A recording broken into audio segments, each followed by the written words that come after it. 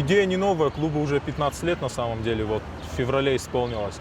И те курсы, которые мы планируем проводить, они тоже не первый год будут проводиться. Просто пару лет был небольшой такой перерыв, ну, по определенным причинам это возникло. Но сейчас мы вновь решили восстановить эти былые традиции.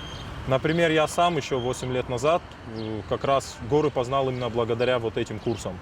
То есть эти курсы, они дают всем желающим возможность познать наши горы. То есть на них мы будем обучать умению поведения себя в горах, техника безопасности, лекции по медицине будут там проводиться. Также будут проводиться практические занятия и, естественно, сами походы будут проходить. Будут и однодневные походы, будут многодневные походы.